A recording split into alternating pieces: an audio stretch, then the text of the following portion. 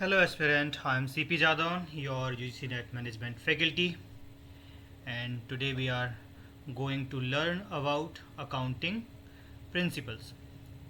Accounting principle क्या होता है, आज हम इसके बारे में जानेंगे। कुछ इम्पोर्टेंट अकाउंटिंग प्रिंसिपल है, अकाउंटिंग कॉन्सेप्ट क्या है, अकाउंटिंग कन्वेंशन क्या है। हाँ, तो इन सब के बारे में आज हमको जानना है। तो स्टार्ट करते हैं। पहला है हमारा theory of theory base of accounting. Theory base of accounting क्या है कि ये कंसिस्ट करता है कि अकाउंटिंग कॉन्सेप्ट क्या होंगे, अकाउंटिंग प्रिंसिपल्स क्या होंगे, आपके rules guideline and standard that help individual to understand the basis of accounting. These concepts have been developed over the time to bring consistency, reliability, uniformity to accounting process. सो अगर theory of accounting देखें, base of accounting देखें, तो वो किन बातों पर निर्भर करता है, कहाँ से वो शुरू होता है, उनकी जड़ें कहाँ से शुरू होती हैं। अगर हम देखें बिल्कुल रूट कहाँ से शुरू होता है, तो वो accounting concept, principles, guideline and standard हैं। वो किसी भी इंडिविजुअल को हेल्प करती हैं समझने में कि अकाउंटिंग कैसे की जाए, है ना, और ये क्यों डेवलप किया गया है, जिससे कि आपके जो अकाउंटिंग की जो फाइंडिंग्स हैं और जो अकाउंटिंग करने का तरीका है उसमें कंसिस्टेंसी बनी रहे, रिलायबल बना रहे, वो उसमें यूनिफॉर्मिटी हो, है ना, इसलिए वो बनाए गए हैं। अब इसको एक एग्जाम्पल की तरह समझते हैं कि ये क्या चीज़ है। अगर अकाउंटिंग प्रिंसिपल या कन्वेंशन या रूल्स बनाए गए हैं तो वो क्यों बनाए गए हैं। जैसे कि अगर हम देखें, क्रिकेट मैच होता है और क्रिकेट मैच में एक एम्पायर होता है ना। जब खिलाड़ी सिक्सर हिट करता है तो एम्पायर अपने दोनों हाथ ऊपर करता है और इसका इंडिकेशन होता है कि प्लेयर ने एक हवाई शॉट खेला है और 6 रन के लिए शॉट खेला है, जिससे कि 6 रन ऐड कर दिए जाते हैं टीम के खाते में और प्लेयर के खाते में, अकाउंट में, है ना। या फिर कोई एक बॉलर बॉल करता है और बैट्समैन डक मिस कर देता है और बॉल स्टम्प्स को लगती है, तो प्लेयर आउट हो जाता है और वो ग्राउंड के बाहर जाता है। तो ये क्या है, कुछ प्रिंसिपल्स हैं या रूल्स हैं क्रिकेट के, है ना, जिनके बेस पे क्रिकेट खेला जाता है। और आ, हर कंट्री में एक जैसा ही क्रिकेट लोग को समझें। जैसे कि बॉल को मिस करना, प्लेयर का आउट करना हो जाता है, बॉल अगर विकेट को हिट करती है, स्टंप को हिट करती है तो आउट हो जाता है। तो चाहे मैच इंडिया में देखा जा रहा हो, चाहे पाकिस्तान या फिर ऑस्ट्रेलिया में, उसका मतलब आउट ही माना जाएगा हर जगह, है ना। तो ऐसे ही अकाउंटिंग प्रिंसिपल्स बनाए गए हैं कि अगर उनको दो अलग अलग इंडिविजुअल रीड भी कर रहे हैं किसी कंपनी के बैलेंस शीट या P&L अकाउंट को, और वो उसको समझने की कोशिश कर रहे हैं, तो हर व्यक्ति उसको सेम तरीके से ही समझे, उसका अलग अलग मतलब ना निकले, अलग अलग जगह पर भी और अलग अलग व्यक्तियों द्वारा भी उसका अलग अलग मतलब ना निकाला जाए। तो इसीलिए हमें अकाउंटिंग प्रिंसिपल्स की ज़रूरत पड़ती है कि जिससे कि हम क्या बना सकें, कंसिस्टेंट बना सकें उनको, यूनिफॉर्मिटी रहे उनमें और वो रिलायबल रहें, आप उन पर भरोसा कर सकें। तो इसीलिए हमें accounting rules, convention and principles की ज़रूरत पड़ती है, जैसे कि क्रिकेट में भी हमें रूल्स एंड रेगुलेशन की ज़रूरत पड़ती है ना। आई होप आपको समझ में आया होगा क्यों हमें ज़रूरत पड़ती है। जनरली एक्सेप्टेड अकाउंटिंग प्रिंसिपल, जिसको हम गैप बोलते हैं, है ना, ये क्या होते हैं। GAAP refers to the rules and procedure defined and developed by the financial accounting standard board that organisation must follow for proper preparation and presentation of financial statement. तो गैप क्या बनाता है, जनरली एक्सेप्टेड अकाउंटिंग प्रिंसिपल्स हैं और उनको widely accepted किया जाता है। ऑब्जेक्टिव क्या है इसका, the main aim of GAAP is to ensure basic level of consistency and comparability in the financial statement for different organisation. ठीक है, ऑल्दो हम बात कर रहे हैं कि हर जगह कंसिस्टेंसी बनी रहे, है ना। जैसे कि मैंने इंडिया, पाकिस्तान और ऑस्ट्रेलिया का आपको एग्जांपल बताया था, लेकिन इंडिया के जो अकाउंटिंग प्रिंसिपल्स हैं वो डिफ़र कर सकते हैं सर्टेन, कहीं हम बात करें यूएस से, है ना, कुछ लेवल पर वो डिफ़र कर सकते हैं। इसीलिए इंडिया ने अपने लेवल पर अकाउंटिंग प्रिंसिपल्स बनाए हैं, जिससे कि विद इन द इंडिया अगर आप डील कर रहे हैं तो आप एक समानता के बेस पर डील कर सकें। जैसे कि इसके बाद हम पढ़ेंगे अकाउंटिंग प्रिंसिपल्स इन इंडिया, है ना। और एक ये देख लेते हैं इसका यूज क्या होता है अकाउंटिंग प्रिंसिपल्स का। The financial statement are prepare under GAAP can easily be understood used by the external users such as investor, creditor, regulator. GAAP is also often referred as accounting concept and principle. Generally GAAP से ही different countries ने अपने अपने accounting standard set बनाए हैं, accounting principle बनाए हैं. वो कंट्री टू कंट्री वेरी कर सकते हैं, लेकिन ऑल दो सबका एक जैसा ही मिले जुले या इसी से ड्राइव किए हुए प्रिंसिपल्स हैं वो, है ना. तो आप देख लेते हैं कि इंडिया में कौन सी बॉडी इन प्रिंसिपल्स को बनाती है, कहाँ इनको डिफाइन किया गया है, अब वो देख लेते हैं. तो accounting principle and standard issued by किसके द्वारा इशू किए जाते हैं? Indian institute of chartered account of India, ICAI द्वारा बनाए जाते हैं. ये नाम हमें याद रखना है कि किसके द्वारा ये प्रिंसिपल्स बनाए गए हैं इंडिया में. Legislation under the relevant act, ठीक है, इनको शेड्यूल 13 ऑफ कंपनी एक्ट 2013 में डिफाइन किया गया है. कंपनी को इनको फॉलो करना ही होता है. These rules and principle bring uniformity, reliability and comparability of financial reporting. तो इंडिया में जितनी भी कंपनी हैं उनको ये नॉर्म्स फॉलो करने होते हैं. जो ICAI ने प्रिंसिपल्स बनाए हैं वो उनको फॉलो करने ही होते हैं, है ना. तो अब देखें कुछ अकाउंटिंग कॉन्सेप्ट. बहुत सारे मतलब कई हैं, लेकिन यहाँ पे मैंने कुछ इम्पॉर्टेंट जो अकाउंटिंग प्रिंसिपल्स हैं उनको इंक्लूड किया है. जैसे कि हम बात करें business entity concept, cost concept क्या होता है, monetary measurement, on going concern, accounting principle, objectivity, materiality, conservatism, consistency and full disclosure.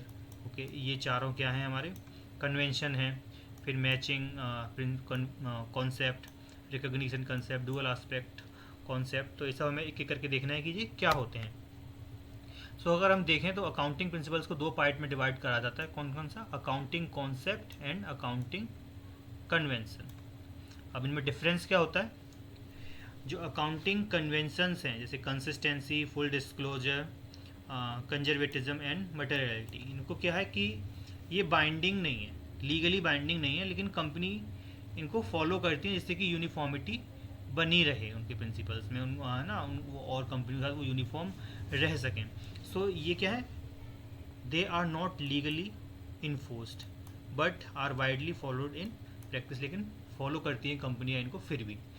To ensure practical application and fairness in preparing accounts. So I hope आपको difference नजर. और जो आपके accounting concept हैं ये तो कंपनी को फॉलो करने ही होते हैं, ये बाइंडिंग होते हैं, ये वॉलंटरी नहीं होते, बाइंडिंग होते हैं, कंपनी को ये फॉलो करने ही होंगे. वहीं अकाउंटिंग कन्वेंशन क्या है? कंपनी को इन्फोर्सेबल नहीं है, फॉलो करें नहीं करें, ऑल्दो मोटे मोटे तौर पर सब कंपनियां इनको फॉलो करती ही हैं जिससे कि कंसिस्टेंसी बनी रहे. अब इनको देख लेते हैं एक एक करके कि कौन इनका मतलब क्या है. अगर हम बात करें मॉनेटरी यूनिट प्रिंसिपल क्या है, या मनी मेजरमेंट कॉन्सेप्ट क्या है, प्रिंसिपल क्या है, तो आपका जो मॉनेटरी यूनिट प्रिंसिपल है वहाँ पे बताया गया है कि आप नंबर्स को आपने कोई सामान खरीदा, मान लो तो आपने 10 चेयर खरीदी हैं और वो 1000 रुपये की हैं, तो आप यहाँ पे सिर्फ 1000 रुपये को मेंशन करेंगे अपनी अकाउंटिंग में, है ना, और जो कितनी क्वांटिटी है उसको आप नहीं लिखेंगे. तो ये प्रिंसिपल यही बताता है. Meaning only the transaction and event that can be expressed in monetary terms are recorded in the book of account. ठीक है, जिन ऐसी मेजरमेंट जिनको आप मनी फॉर्म में लिख सकते हैं, सिर्फ उन्हीं को यहाँ पे आप अपने अकाउंटिंग में कंसीडर करेंगे. For example purchase and sales of goods, rents, payment, salary and revenue earn are recorded. आप उनको रिकॉर्ड कर सकते हैं क्योंकि आपको पता है आपने एक money of amount, sum of amount आपने पे किया होगा रेंट के फॉर्म में, या सैलरी पे की होगी. वहीं जैसे कि इवेंट लाइक एम्प्लॉय क्रिएटिविटी, है ना, आप इसको कैसे मेजर करेंगे? Brand reputation. अगर आप इनको मॉनेटरी फॉर्म में मेजर नहीं कर सकते हैं तो आप इनको अकाउंटिंग में कंसीडर नहीं करेंगे. तो यही है मनी मेजरमेंट कॉन्सेप्ट. फिर है हमारा कंसिस्टेंसी प्रिंसिपल. ये क्या है? एक कन्वेंशन है ना, एक कन्वेंशन है, मतलब कंपनी को बाइंडिंग नहीं है लेकिन कंपनियां फिर भी इसे फॉलो करती हैं. So once a company adopt an accounting method और a principle, it should continue using the same method in future accounting period. Consistency principle कह रहा था कि आप एक जिस कह सकते हैं जिस प्रिंसिपल्स के साथ, जिस नियम के साथ आपने अपनी अकाउंटिंग को शुरू किया था, जिस अडॉप्ट किया था, आप उन्हीं मेथड्स को फॉलो करते हैं। जैसे कि हम बात करें रेवेन्यू रिकग्निशन में, जैसे कि accrual basis and cash basis of accounting होते हैं, दो अलग अलग होते हैं, accrual basis and cash basis of accounting. तो यहाँ पर अगर आपने अक्रल बेसिस को शुरुआत से इस्तेमाल किया है तो आप फिर अक्रल बेसिस को ही चलाइए आगे की तरफ, या आपने कैश बेसिस ऑफ अकाउंटिंग मतलब इस्तेमाल किया है प्रिंसिपल को, तो आप कैश बेस पे ही चलाइए। जिससे क्या होगा कि आपके जो क्या क्या बोल सकते हैं, आपका जो रिकॉर्ड रहेगा, आपके जो फाइनेंशियल स्टेटमेंट्स हैं या अकाउंट्स हैं, वो एक जैसे मतलब उनमें यूनिफॉर्मिटी रहेगी, जिससे कि आपको कंपेयर करने में आसानी होगी, अपनी ग्रोथ को नापने में आसानी होगी। आपने पिछले साल कितना ग्रोथ किया तो इस साल कितना ग्रोथ किया, क्योंकि आपके जो प्रिंसिपल्स हैं, जो मेथड्स हैं, वो एक ही तरीके के हैं, जिससे कि आपको दिक्कत नहीं होगी कंपेयर करने में। ठीक है, लेकिन आप अपने मेथड को चेंज कर सकते हैं। आप पहले अक्रल बेसिस का इस्तेमाल करते हो तो आप कैश बेस पे मूव कर सकते हैं, या कैश बेस का इस्तेमाल कर सकते हो तो आप अक्रल पे मूव कर सकते हैं। लेकिन कंपनियाँ क्या करती हैं, मोस्टली चेंज नहीं करती हैं, क्योंकि उनमें यूनिफॉर्मिटी बनी रहती है, तो उनके लिए आसान रहता है अपने रिकॉर्ड्स को मेंटेन करना और कंपेयर करने में। फिर है हमारा कॉस्ट कॉन्सेप्ट, है ना। अब कॉस्ट कॉन्सेप्ट क्या कहता है? कॉस्ट कॉन्सेप्ट है वो बताता है कि आपने किसी भी चीज़ को ख़रीदा है ना, जितनी उसमें कॉस्ट लगी है अब रेडी टू यूज करने तक, उन सबको आपको नोट डाउन करना चाहिए। फॉर एग्जांपल, आपने कितने की मशीन ख़रीदी है, सिर्फ वही कॉस्ट उसमें नहीं आनी चाहिए, बल्कि मशीन को इंस्टॉल करने में, मशीन को प्लांट तक लाने में जितना भी खर्च हुआ है वो सब उसमें ऐड करना चाहिए। The asset should be recorded in the book of account at their purchase price, है ना, परचेज प्राइस जितने में खरीदा है, including all cost incurred to bring the asset to its useful condition, वही मैंने बोला ना, इंस्टॉल तक। सो इसका अगर एग्जांपल की बात करें, है ना, एक कंपनी ने एक मशीनरी खरीदी है इतने रुपए में इन जुलाई 2021, तो ट्रांसपोर्टेशन कॉस्ट 10,000 रुपये है, इंस्टॉलेशन कॉस्ट 20,000 रुपये है, फिर आपकी टेस्टिंग 15,000 रुपये होगी। तो आपको तो ये सब ऐड, ठीक है, जितनी भी आपकी जितनी भी आपकी कॉस्ट है वो सब आप ऐड करेंगे और उसको आप बुक ऑफ अकाउंट में लिखेंगे, ना कि सिर्फ 60 लाख को लिखेंगे, है ना। सो आगे चलते हैं। हमारा नेक्स्ट है कंजर्वेटिज्म प्रिंसिपल। अब ये क्या है? ये भी क्या है? एक कन्वेंशन है, इसको प्रूडेंस कन्वेंशन बोलते हैं। ये क्या होता है कि आपको लगता है कि आपको लॉस होने वाला है, तो उसको आप पहले ही रिकग्नाइज कर लीजिए और उसे मेंशन कर लीजिए, है ना। लेकिन आप प्रॉफिट को जब भी मेंशन करिए जब आपके पास आ जाए या प्रॉफिट आपको हो जाए, है ना। तो यही है कंजर्वेटिज्म प्रिंसिपल, कि आप पॉसिबल जितने भी लॉसेस हैं उनको आप कंसीडर कर लेते हैं, वर्स्ट केस को भी आप कंसीडर कर लेते हैं। वहीं आप प्रॉफिट को जब प्रॉफिट या अर्निंग को तब नोट डाउन करते हैं जब आपने एक्चुअली में वो पैसा कमा लिया है या आपको मिल गया है, जिससे कि आप जितने भी आपके कह सकते हैं आपको प्रोबेबल लॉस हैं उनको आप पहले ही नोट डाउन कर लेते हैं। This principle ensure that all probable losses and expense should be recognised immediately, तुरंत ही आप उन्हें लिख लेंगे। But profit should only be recorded when they are actually realised. लेकिन प्रॉफिट को आप जब भी लिखेंगे जब वो एक्चुअली आपको हाथ में पैसा आपके आ गया हो, लेकिन लॉस को आप पहले ही लिख लेंगे। जैसे ही आपको लगा कि लॉस होने वाला है तो आप उसे पहले ही रिकॉग्नाइज कर लेंगे, ठीक है। For example, if there is possibility of debtor not paying, अगर पॉसिबिलिटी है और वो पे नहीं कर रहे हैं, the provision of doubtful debt must be created. तो आप वहाँ पे पहले से ही डाउटफुल डेट का एक प्रोविज़न क्रिएट कर लेंगे, है ना, जिससे कि क्या होगा कि आप एक सेफर साइड में होंगे। But if the value of land owned by the business increases, है ना, it is not recorded until the land is actually sold. अब किसी बिजनेस के पास लैंड है, ठीक है, और उसकी मार्केट वैल्यू इंक्रीज करती जा रही है डे बाई डे, तो आप उसे मार्केट वैल्यू पर नहीं लिखेंगे। जितनी आपने पहले से आपका रिकॉर्ड चला आ रहा है, जितने आपके अकाउंट से पहले से उसकी वैल्यू लिखी आ रही है, उतना ही आप उसे कंसीडर करेंगे। और प्रॉफिट को कब आप लिखेंगे?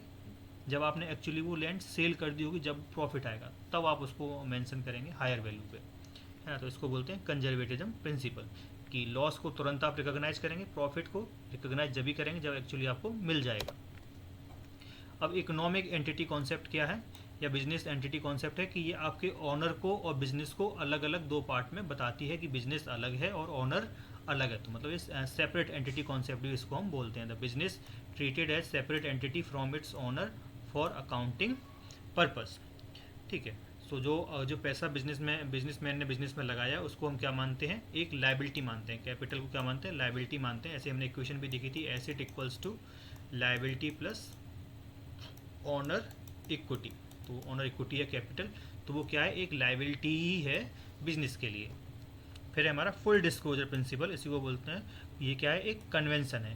मैं बार बार आपको क्यों बता रहा हूँ ये कन्वेंशन है, क्योंकि कभी कभी क्वेश्चन आपसे पूछ लेते हैं, आपको 4 ऑप्शन देंगे, उस 4 में से पूछ लेंगे कि इनमें से कौन सा कन्वेंशन है ना। तो आपको वो आइडेंटिफाई होना चाहिए। बेसिकली 4 हैं यहाँ पे कन्वेंशन हम पढ़ेंगे, full disclosure, consistency, conservatism and materiality. So full disclosure क्या बताता है, all relevant and material information must be disclosed in the financial statement. कि आप सारी जो रिलेवेंट इन्फॉर्मेशन है आप सारी आपको डिस्क्लोज करनी होती है अपने फाइनेंशियल स्टेटमेंट में, जिससे कि ट्रांसपेरेंसी बनी रहे आपके स्टेक होल्डर्स, आपके मैनेजमेंट के प्रति ट्रांसपेरेंसी, या फिर इन्वेस्टर के प्रति, या एम्प्लॉय, क्रेडिटर, बैंकर, है ना। जिससे कि आप एक ट्रांसपेरेंट एंड फुल फॉर्म में इन्फॉर्मेशन उनको प्रोवाइड कर रहे हैं। जैसे कि आपको कितनी लाइबिलिटीज़ हैं, आपके पास क्या लॉ सूट्स चल रहे हैं आपके अगेंस्ट, है ना, आप कहाँ पे एक्सपेंड करना चाह रहे हैं अपने, तो वो सारी इन्फॉर्मेशन आपके इन्वेस्टर के पास होनी चाहिए। फिर है on going concern. On going concern क्या बताता है कि आपका बिजनेस हमेशा के लिए चलेगा, है ना। ऐसा नहीं है कि कुछ टाइम बाद बंद हो जाएगा, ये नहीं मानते। ऑन गोइंग कंसर्न कहता है कि आपका बिजनेस एक लंबे समय तक कंटिन्यू करेगा। Major that business will continue to operate in foreseeable future and will not liquidate, मतलब बंद नहीं होगा, सेल आउट उसे आप नहीं करेंगे। ठीक है। Application assets are recorded at the cost and spread over the full useful life instead of being recorded as it immediate expense. फिर है हमारा मैचिंग कॉन्सेप्ट। मैचिंग कॉन्सेप्ट क्या कहता है कि जिस पीरियड में आपने रेवेन्यू अर्न किया है ना, और जिस पीरियड में आपने एक्सपेंस मतलब एक्सपेंस किया है, उसी पीरियड में आप उसे रिकॉग्नाइज करें। उसके लिए आप अलग अलग टाइम पीरियड का इस्तेमाल नहीं करेंगे। For example, when revenue is recorded all the related expense incurred to earn that revenue, है ना। जो उस पैसे को कमाने में जितना खर्चा आपने किया है ना, और जितना पैसा आपने कमाया है, वो उसी टाइम पीरियड में आप दोनों को लिखेंगे, जिससे कि आप एक्चुअल में कंपेयर कर सकें कि एक सर्टेन रेवेन्यू को कमाने में आपने कितना खर्च किया है, जिससे कि आपको एक क्लियर पिक्चर दिखेगी कि कितना पैसा मतलब XYZ अमाउंट अर्न करने के लिए आपको कितना पैसा खर्च करना पड़ा है। Must also be recorded in the same accounting period. For example, this principle is foundation for accrual basis of accounting, not followed in cash basis of accounting. For example, एक सेल्समैन ने 10 लाख रुपए की सेल करी, है ना, कितने पे, 6% of 6% commission पे। उसने बोला कि मैं इतने रुपए की सेल करवा रहा हूँ, मुझे 6% कमीशन चाहिए। 2022 में उन्होंने सेल कराई, ठीक है, फरवरी के 2022 में। The commission of 60,000 is recorded as an expense in 2021 and 22 the year of sale even it is paid in मई 2022। ठीक है। आपकी अकाउंटिंग पीरियड 14 अप्रैल को ख़त्म हो गया होगा, है ना। अब वो 30 अप्रैल को ख़त्म हो गया होगा आपका अकाउंटिंग, वो 31 मार्च को आपका अकाउंटिंग पीरियड ख़त्म हो गया होगा, ठीक है। और आपका लेकिन वो रिकॉर्ड कब किया जाएगा, देखो उन्होंने फरवरी 2022 में सेल कराई है, 2022 के फरवरी में, और आपका 31 अगस्त मार्च को आपका वो अकाउंटिंग पीरियड ख़त्म हो गया होगा, है ना। तो आप जो, और पैसा आपको कब मिला है, आपने कब दिया है, मई में दिया है। तो पैसा आप चाहे कभी भी दें, लेकिन वो इनकर्ड कब हो गया था, 2022 के फरवरी में ही। तो आप इसे 21-22 के अकाउंटिंग पीरियड में ही कंसिडर करेंगे, ना कि इसे 22 और 23 में लेके जाएंगे, है ना। 21-22 में ही मानेंगे उसको। अब है हमारा मटेरियलिटी प्रिंसिपल्स। अब मटेरियलिटी प्रिंसिपल क्या कहता है कि all important and relevant information that could influence the decision of a user must be disclosed in financial statement, ठीक है। For example, a company but 10 crore 100 crore need not to show 500 calculator as a separate asset, it can treated as an it can be treated as an expense. ठीक है. सो ये क्या होता था, materiality convention बताता है हमको कि all the important and relevant information that could influence the decision of user must be disclosed in financial statement. और इससे हमें क्या पता पड़ता है कि मान लीजिए बहुत ऐसा आइटम है, कंपनी का रेवेन्यू बहुत ज़्यादा है, मान लीजिए कंपनी 20-20 हज़ार का एक यूनिट, मतलब कोई प्रोडक्ट है 20,000 रुपये पर यूनिट के हिसाब से वो सेल करते हैं ना, और तो उनके लिए 4-5 रुपये की अगर ऊपर नीचे कुछ हो रहा है तो उनका फ़र्क इतना नहीं पड़ेगा, क्योंकि उनका रेवेन्यू बहुत ज़्यादा जा रहा है. जैसे यहाँ पर 100 करोड़ की बात कर रहे हैं, तो अगर 10 रुपये ऊपर नीचे होते हैं तो बिज़नेस को इतना फ़र्क नहीं पड़ेगा. लेकिन अगर कोई बिज़नेस अपनी कोई उसका प्रोडक्ट है वो 2 रुपये में ही सेल होता है, तो अब उनके लिए वो 2 रुपये बहुत बड़ी अमाउंट है, क्योंकि उनका ओवरऑल प्रोडक्ट ही 2 रुपये का है. तो वहाँ पर वो 1 रुपये या 2 रुपये को अब इग्नोर नहीं कर सकते, अब वो उनको कंसीडर करना पड़ेगा. तो यही बताता है मटेरियलिटी कंसेप्ट कि ऐसी ऑर्गेनाइजेशन जो बड़ी हैं तो उनके डिपेंड करता है कि वो किस चीज़ को इग्नोर कर सकती हैं, किस चीज़ को नहीं, तो वो मटेरियलिटी कंसेप्ट के थ्रू इस बात को एक्सप्लेन करते हैं.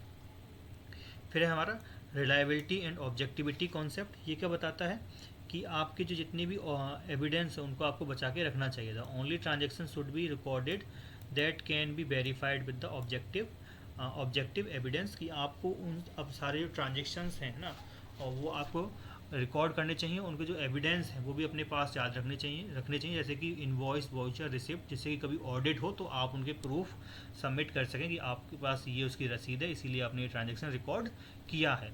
फिर है revenue of recognition. Revenue should be recorded when it earn realise, not when cash is received. ठीक है, तो आप पैसे को, रेवेन्यू को जब लिखेंगे जब आपने अर्न किया है, ना कि आपने जब कैश रिसीव किया है. जब जैसे कि if a customer pay 5,000 in advance, it is first recorded as unearned revenue. आपने क्या किया, आपको 5,000 रुपये एडवांस में मिल गए, आपने वो कमाए नहीं है अभी, तो अभी क्या है, वो बिज़नेस के लिए एक लायबिलिटी है, क्योंकि अभी उसकी सर्विस आपको देनी है. जब आप 5,000 रुपये के बदले में उनको काम पूरा करके दे देंगे, तब फिर वो आपका रेवेन्यू माना जाएगा, तो आप उसे तब रिलाइज करेंगे. It become revenue only when goods and service is delivered. फिर हमारा time period concept. Time period concept क्या कहता है कि बिजनेस बहुत लंबे टाइम तक चलता है. हमने ऑनगोइंग कंसर्न की बात की थी, लेकिन टाइम पीरियड का प्रिंसिपल बताता है कि आप जो लॉन्ग टाइम है उसको आप छोटे छोटे हिस्सों में ब्रेक कर सकते हैं, जिससे कि आप अपने फाइनेंशियल एक्टिविटी, आपके उनको फाइनेंशियल एक्टिविटी है ना, फाइनेंशियल पोजीशन को जानने के लिए, प्रॉफिट एंड लॉस को जानने के लिए आप उसे छोटे छोटे हिस्सों में ब्रेक कर सकते हैं. जैसे कि for most companies in India follow 1 April and 31 March as their accounting period. हम पिछले वाले एग्जाम्पल में भी बात कर रहे थे, मटेरियलिटी वाले में, सॉरी मैचिंग कॉन्सेप्ट में हम यही बात कर रहे थे. तो ठीक है, ऐसे इंडिया में जो फॉलो किया जाता है, कौन सा पीरियड फॉलो करते हैं, 1 अप्रैल टू 31 मार्च, जिसमें वो अपनी फाइनेंशियल स्टेटमेंट्स बनाते हैं. फिर है हमारा डुअल कॉन्सेप्ट, वही बुक कीपिंग कॉन्सेप्ट, कि यहाँ पे 2 अकाउंट्स आपके इन्फ्लुएंस होते हैं एक ट्रांजेक्शन से, जिससे कि आप अर्थमेटिक जो आपका एक्यूरेसी है वो वहाँ पे बनी रहती है. फिर है हमारा अकरल बेसिस, कि आप revenue and expense are recorded when they are earn और incurred, not when the cash is received and paid. तो ये था हमारा accrual basis of accounting. For example machinery, March salary 30,000 paid in April, expense recorded in March. ठीक है. Goods sold on credit in January, आपने जनवरी में goods sold किए क्रेडिट पर, revenue recorded in January even the cash is received letter. आपने cell कब करी थी, जनवरी में ही, तो आप उसको कब रिकॉर्ड कर लेंगे, उसके रेवेन्यू को जनवरी में ही रिकॉर्ड कर लेंगे. ऑल्दो वो क्रेडिट पर सेल है, आपको मान लो 1 महीने बाद पैसा मिलेगा फरवरी में, लेकिन आप उसे रेवेन्यू कब मानेंगे, जनवरी में ही, क्योंकि वो ट्रांजेक्शन कब हुआ है, जनवरी में हुआ है. ठीक है, कैश आपको चाहे बाद में मिले, तो इसी को बोलते हैं accrual basis of accounting. So thank you, this is all for today class. Feel free if you think you need certain help, or if you have any suggestion. Thank you.